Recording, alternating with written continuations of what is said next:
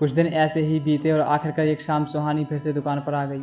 आज सुहान का दिल जोर जोर से धड़क रहा था। उसने हिम्मत करके सुहानी की ओर देखा। वह समझ गई कि आज सुहान सब कुछ जान चुका है। कुछ सेकंड तक एक गांव की धूल भरी और पक्की सड़कों के किनारे सोहन की एक छोटी सी परचून की दुकान थी। गांव के छोटे बड़े सामान, बच्चों की टॉफियों से लेकर घर की गृहस्थी तक सब कुछ यहाँ पर मिल जाता था। सोहन खुद भी बड़ा सीधा और हंसमुख स्वभाव का था, इसलिए दुकान पर हमेशा चहल पहल ही रहती थी। उसी गांव में रहने वाली सुहानी रोज शाम को किसी न किसी बहाने सोहन की दुकान पर सामान लेने आने लगी। कभी चीनी, कभी माचिस, तो कभी छोटा मोटा सामान। दुकान पर आते ही उसका चेहरा मानो खिल सा जाता। सुहानी बोलती कम थी, लेकिन उसकी नजरें बहुत ही कुछ कह जाती थी।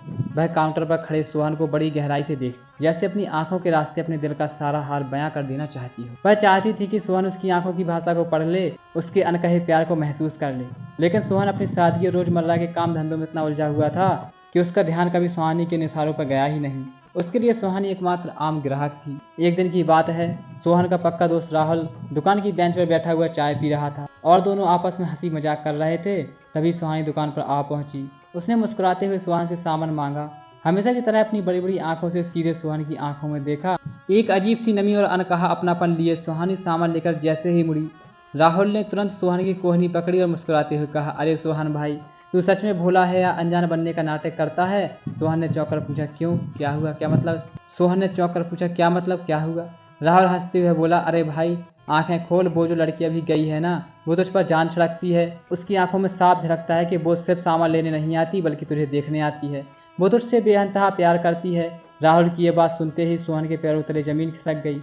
उसके दिमाग में फ्लैशबैक की तरह सुहानी की रोज आना, चुपचाप खड़े हो जाना, उसकी आंखों में देखना, सब कुछ घूमने लगा। वह एक पल में ही सुहानी के पूरे बर्ताव को समझ गया। अगले दिन से सुहानी की दुनिया बदल चुकी थी। अब वह सुबह से ही दुकान के दरवाजे पर नजरें गड़ाए रहता कि कब सुहानी आएगी। उसके दिल की धड़कनें तेज हो जाती थीं। कुछ दिन ऐसे ही बीते और आखिरकार एक शाम सुहानी फिर से दुकान पर आ गई। आज सुहान का दिल जोर जोर से धड़क रहा था। उसने हिम्मत करके सुहानी की ओर देखा। सुहानी की नजरें जैसे ही सुहान से मिली, इस बार दोनों तरफ आंखों ही आंखों में गजब का आकर्षण था।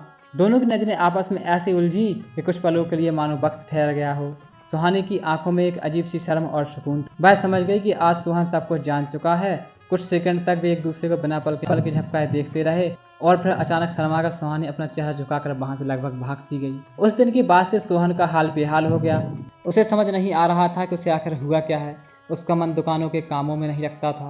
वह हर तरफ हर पल उठते बैठते सिर्फ सुहानी के ही ख्यालों में खोया रहता और उसका वही शर्माता हुआ चेहरा याद आता। दिल और दिमाग पर जैसे उसी का नशा छा गया। सोहन अब हर रोज सुहानी के आने का बेसब्री से इंतजार करने लगा और सुहानी भी अब झिझक छोड़कर अक्सर दुकान के चक्कर काटने लगी। दोनों के बीच शब्दों की जरूरत ही नहीं थी, उनकी खामोशियां ही सब कुछ कह जाती थी।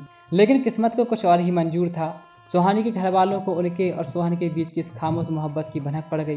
गांव के छोटे समाज की अपनी दीवारें थी और अपनी बंदिशें थीं। सुहानी के परिवार ने उसकी सख्ती से निगरानी शुरू कर दी। उसका दुकान आना पूरी तरह बंद करवा दिया। एक दिन अचानक खबर आई कि सुहानी के परिवार वाले उसे शहर या किसी दूसरे रिश्तेदार के यहाँ हमेशा के लिए भेज रहे हैं। जब यह बात सुहान को पता चली तो वह सुध-बुध खोकर दुकान छोड़कर भागा भागा सुहानी के घर जा पहुंचा। दूर से ही सही, लेकिन उसने देखा कि सुहानी सामान की गाड़ियों के साथ एक वाहन में बैठ रही थी। सुहानी की नजरें एक बार उठी और भीड़ के बीच से सीधे सोहन पर आकर टिक गईं। दोनों की आंखों में आंसू थे। ना सोहन कुछ कह पाया, ना सुहानी कुछ बोल पाई। बस आंखों ही आंखों में एक आखिरी बार दोनों ने एक दूसरे को अलविदा कह दिया। गाड़ी आगे बढ़ गई और सुहानी धूल के गुब्बार के पीछे ओझल हो गई। गांव की वह छोटी सी दुकान आज भी वही थी।